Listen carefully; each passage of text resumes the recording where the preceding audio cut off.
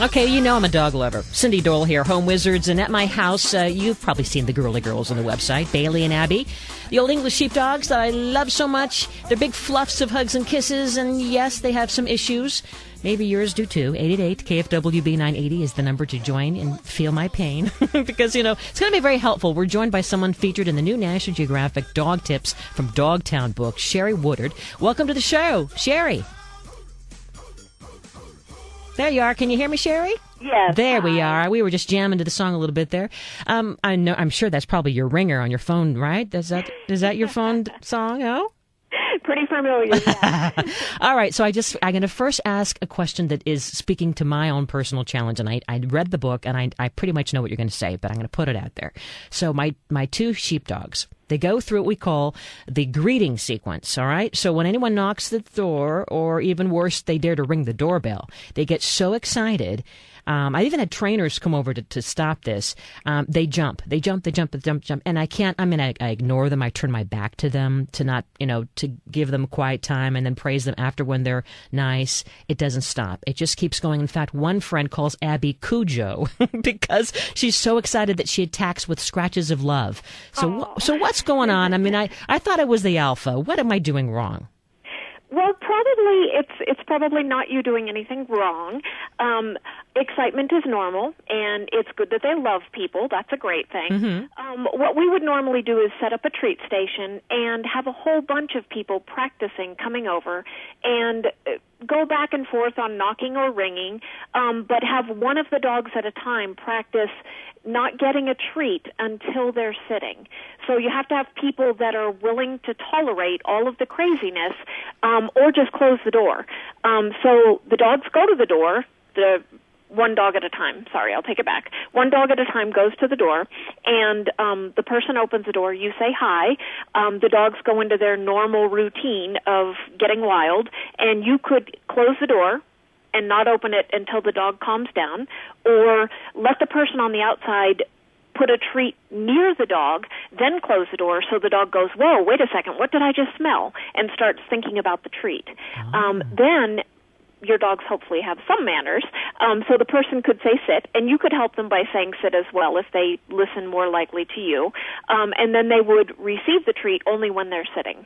And I would practice, like I said, with one at a time, because having both, it's too hard for them to not get overly excited. This could almost be a party. It could be a party activity. You would definitely need to do it in steps. But ultimately, they aren't going to keep the behavior we want unless they practice, and they aren't going to have it unless we teach them. I see. So for me, it's taking it down to little baby steps and then building a program that will truly help them, and then having friends and family members come and help to reinforce it on a regular basis. So being really the resident animal behavior consultant, I mean, you speak dog, don't you? I try. I'm constantly learning. The dogs are great teachers. They sure are. I mean, every morning when I see my dogs all excited, it's a new day. Everything's great. It's a clean slate. I'm happy. It's going to be all kinds of adventures and, living for the moment. Isn't that how we all should live? Oh, your dogs sound wonderful. It sounds like you have happy dogs. They're very, very happy. But I loved when I read the bit about, trying to, again, avoid that greeting, jumping up sequence. It suggested to maybe bend closer to them.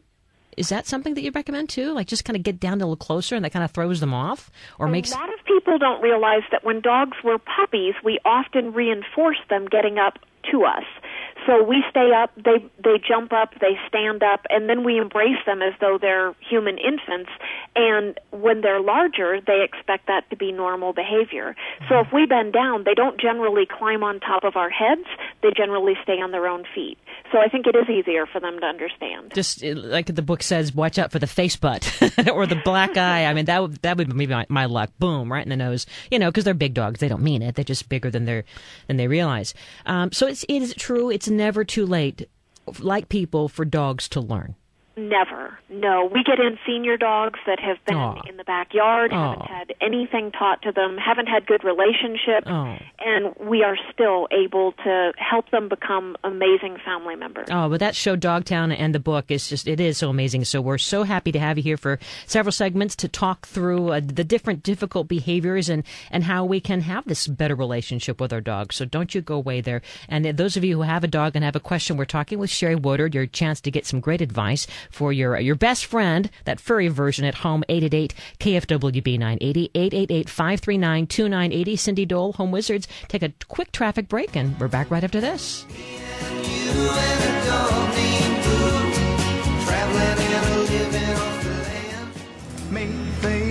My dog will always come through. Love this song by Cat Stevens, Love My Dog. And I love my dog, too. Cindy Dole here, Home Wizards. And, of course, dogs are a big part of my home, and I'm guessing a big part of yours. And so, hey, we cover that, too, to talk about the ways to improve your life at home.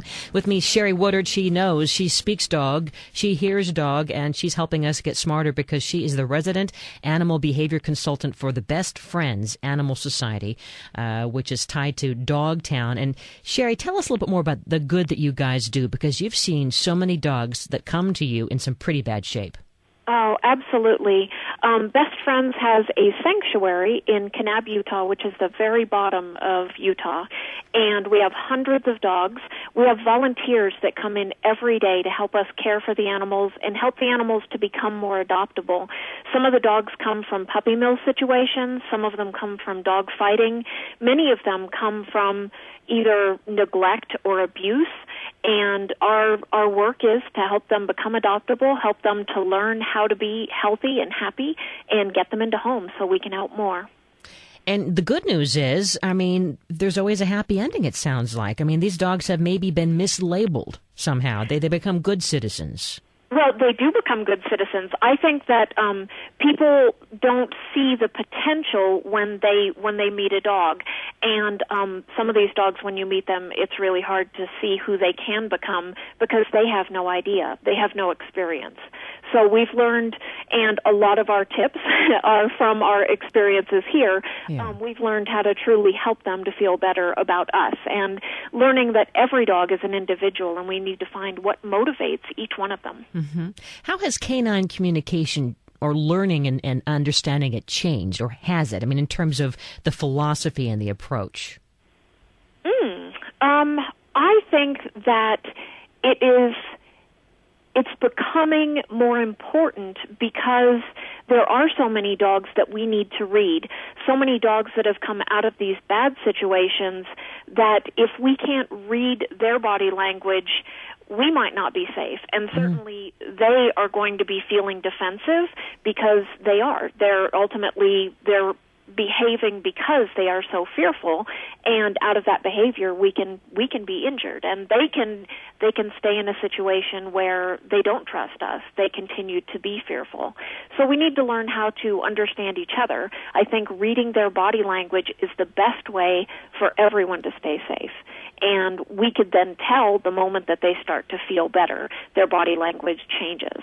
Mm-hmm. And I'm guessing that you believe the mantra, there's no such thing as a bad dog, just a bad owner. That's pretty much the essence of it. Actually, I don't. You don't? You don't? Okay, tell me. I've been doing this my whole life. Good. Enlighten us. That are born, we should say, challenged. Not everyone is born equal, and there are also dogs, sadly, that have been damaged. Oh. And some of that, again, goes back to all of these situations where the dogs, in a lot of them, haven't had a good chance at all. However, I would say that the odds are most dogs have incredible potential to improve, and we've been proving that here for years. You must have such a fun job. I mean, it seems like it runs the gamut of emotions. I'm sure you go home in tears a lot and are frustrated a lot, but yet you must feel such satisfaction because you've helped in so many ways.